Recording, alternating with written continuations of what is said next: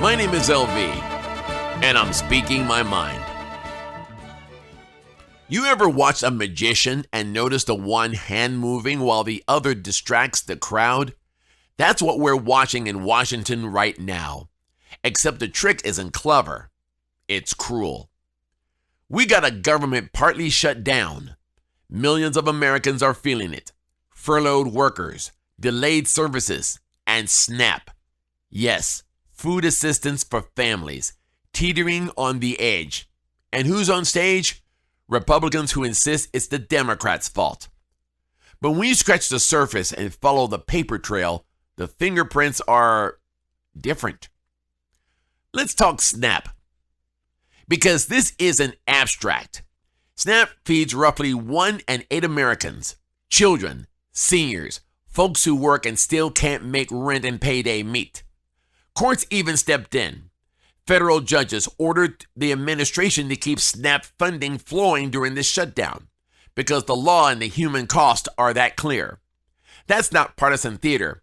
That's the judiciary saying people must not go hungry while politicians fight. And while millions worry about stretching their grocery dollars, let me ask you this. What's the president doing when the lights are dimmed in federal offices? Traveling, playing golf, weekend escapes. Same playbook, different year. Critics and even Democratic leaders point out that while families miss paychecks, the president's schedule looks like a weekend getaway brochure. Not exactly crisis management. Now, add one more line of this tableau of delay. The Speaker of the House is sitting on a sworn-in seat for an elected Congresswoman from Arizona, Adelita Grijalva, and he refused to swear her in for weeks. Why does that matter? Because when one can change whether documents get released or whether a committee can move forward, blocking a sworn member is not housekeeping. It's tactical. Democrats say it's to stop her from being the 218th signature on a petition to release files tied to past abuses. The state even sued to force the swearing in because constituents deserve representation, not political chess moves.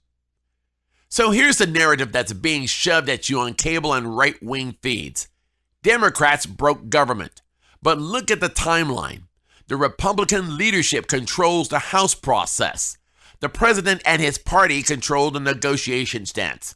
The result? A shutdown that polls show more Americans blame on Trump and the GOP than on Democrats. That matters, not because polls are gospel, but because the public is seeing where the buck actually stops. Let's be plain. The consequence of this political theater isn't abstract ideology. It's hungry children, delayed nutrition programs, veterans waiting for services, parks that close, small businesses that lose customers when permits and certifications stall. It's families having to choose between medicine and groceries. And meanwhile, the people calling the shots skip the hearings and head to the golf course. That level of disconnect is obscene. You'll hear excuses. We're negotiating for long-term fixes. We won't cave on policy. Fixes are useful when they're sincere. But dragging people through manufactured crisis to score a political win is not governing. That's a reality show presidency where cliffhangers and ratings matter more than human lives. We can and must demand better than scripted chaos. So what do we do? First, tell the truth out loud. When friends repost a spin, point them to the facts. Courts order SNAP to be funded. The public polls blame the GOP more, and an elected representative is being blocked from taking her seat while constituents go without representation. Link those receipts. Hold your local paper, your member of Congress, your mayor, your pastor or minister accountable. Call, email, show up, vote like you're the adults in the room. Because right now, we need adults. And for those who still cheer the chaos because it pleases a personality on TV, I'll ask you this. When your neighbor has skipped a paycheck, when your kids' lunch accounts run dry, when emergency services take longer to respond, will you still call it leadership? Or will you call it what it is? A selfish spectacle that the rest of us pay for. The country deserves responsible leadership. The people deserve representation. And every politician who chooses drama over duty should be reminded loudly and often who hired them. This is not a moment to be small. This is a moment to tell the truth, to hold the powerful to an account, and to make sure that the next time they try this stunt, they know we saw it, we remember it, and we vote accordingly.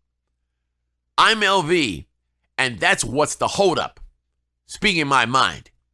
If you want the receipts, check the links in today's show notes. Call your rep. Be loud. Be relentless.